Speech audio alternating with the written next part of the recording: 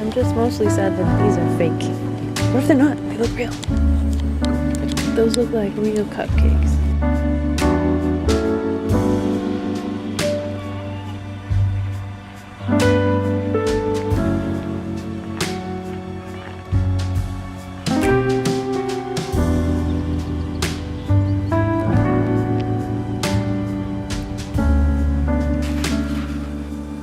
I just have you pressed against the back of the wall, so you're gonna be a little bit of an angle here.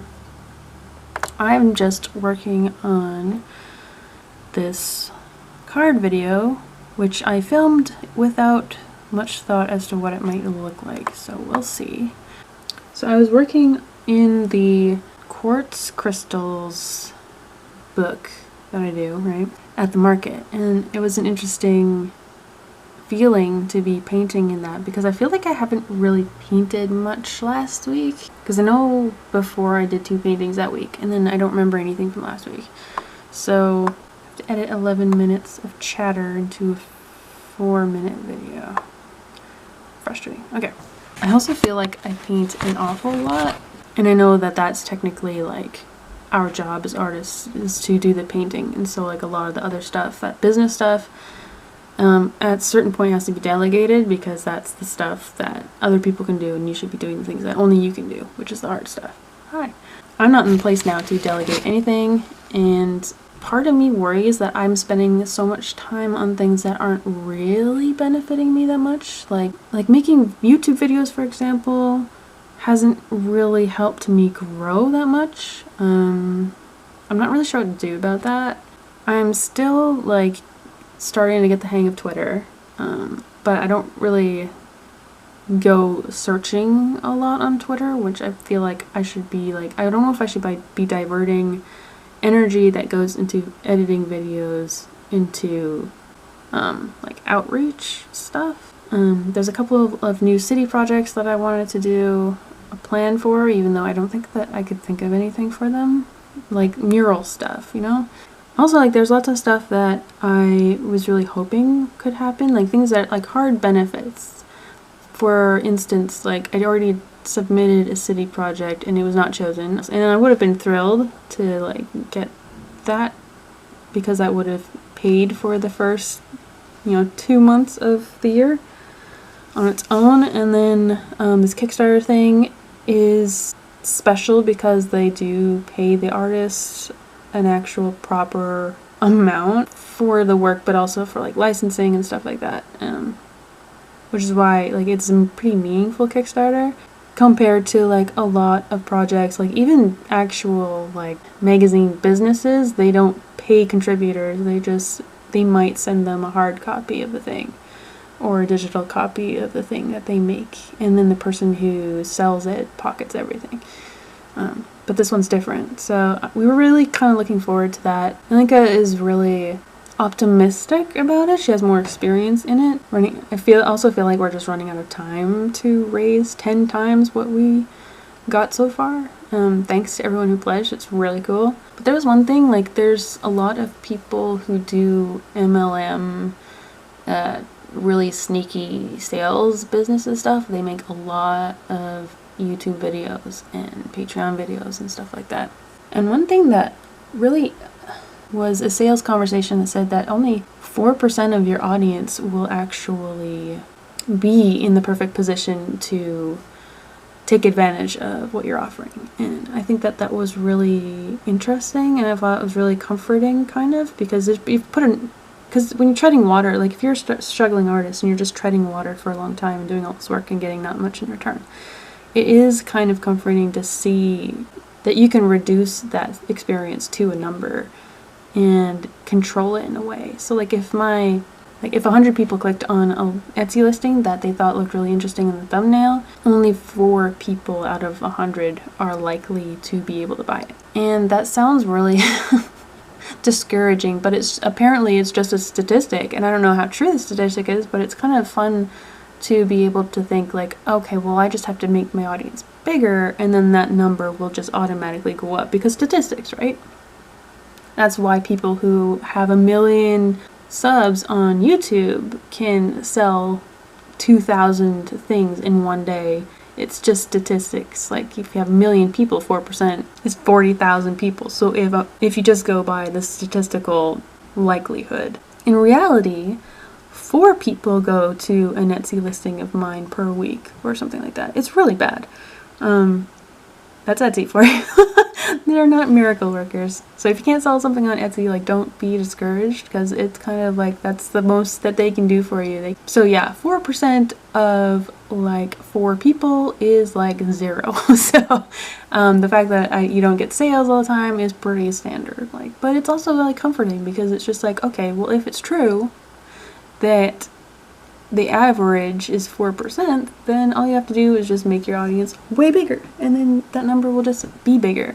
So yeah, I think the point of that was just like, I'd be really surprised if this Kickstarter doesn't work out, because I added up all the followers that every contributor had on Twitter, and I can't remember the numbers exactly, but I calculated it down that if 4% of all the people who followed them on Twitter pledged something, anything, they would only have to pledge $7 to fund the entire Kickstarter. Again, like, that's only 4% of the total audience of all the contributors. So if you do decide to help and share the Kickstarter on your own social media, you can boost up the numbers. So yeah, I'm a little surprised that we're not further in the Kickstarter than we are now. But yeah, I think there's something to that number. Like, I noticed, like, with even the Sunday market, like, the more busy it's getting, it's entering tax return season, so it's been getting a little bit busier, and with that the sales have gone up, so I've actually been able to cover the cost of my table, which is wonderful. And I'm so happy. Like, I'm just generally happy. I'm caffeinated, so I'm just chuffed. I love all of your enthusiastic comments on YouTube. I love the new connections that I'm making on Twitter, all the support there. I really love seeing people on Sunday just stop by my table and say hello and things like that. I would love it if, like, I could maintain this, if I can just keep this up and keep doing what I'm doing, because I worry sometimes that I'm just spending too much time on stuff that isn't directly benefiting me, or expanding my reach, or increasing my income and stuff like that. I feel really selfish, even though, like, I have been the opposite of selfish for so long that I feel like I at least deserve a little bit of selfish time. But, you know, eventually it's going to be a year of this, and I'm just like, I don't know how much more of this selfish stuff I can do. I also feel bad because a lot of my blog posts, for example, and a lot of, like, things on here is just me throwing out, like, demands at people, like, oh, join the Patreon, pledge to the Kickstarter, come to my markets, come to this, come to that, buy this, buy that. It's just like, I feel like I'm doing so much capitalist stuff that I'm also just doing a lot of stuff. And none of it's panned out, but it's like, it just seems like a lot of stuff. I feel like I'm going to burn myself out doing the wrong stuff, because I don't know what the right stuff is. I don't know what else I should be doing. I just keep adding more and more things to my list because the previous things aren't, like, really working that well. One of which is planning out a Skillshare class, because it's pretty much just like YouTube but longer, right? So I never really people have asked me about classes, and I always said no, because I couldn't think of what I could possibly offer that hasn't been offered 800 million times. Like, I can show people how to paint stuff, but, like, why, right? But I can I was thinking of doing a class on, like, inspiration stuff. I just haven't devoted the time to work that out yet. So I'm trying to write out everything that's just kind of in my head when regarding the possible Skillshare class that I want to do.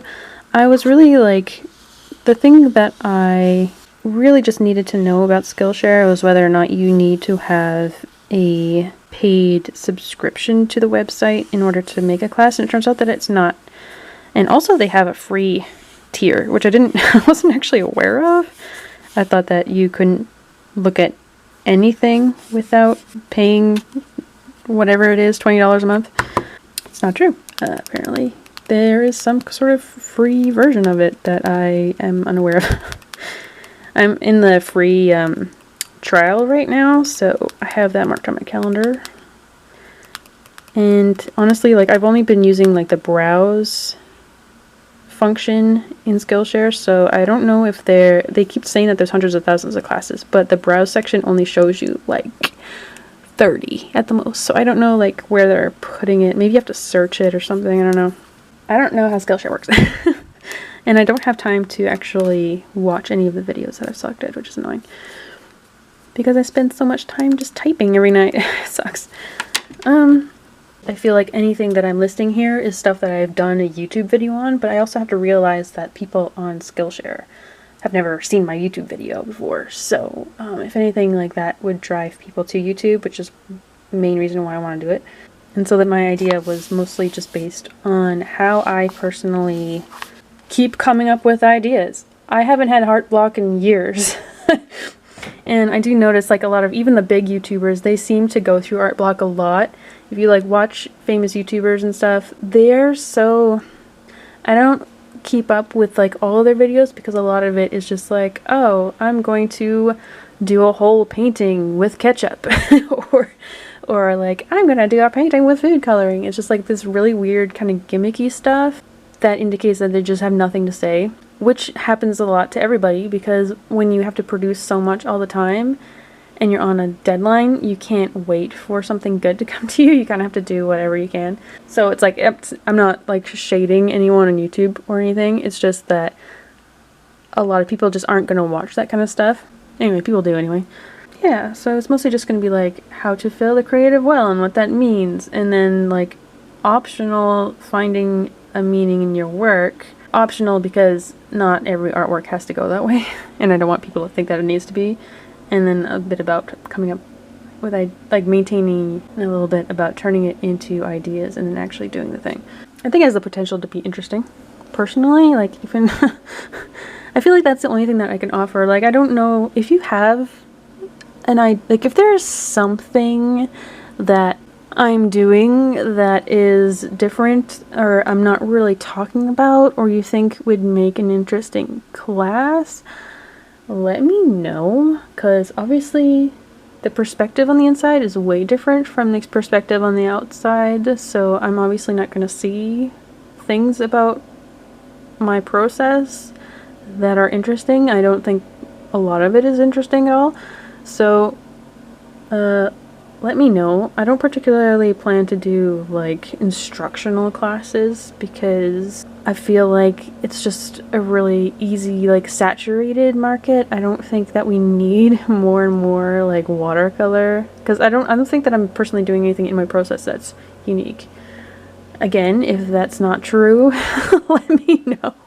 Let me know. Maybe I could do pushing the limits of watercolor using all of the silly ideas that I did in my YouTube and just combining them all.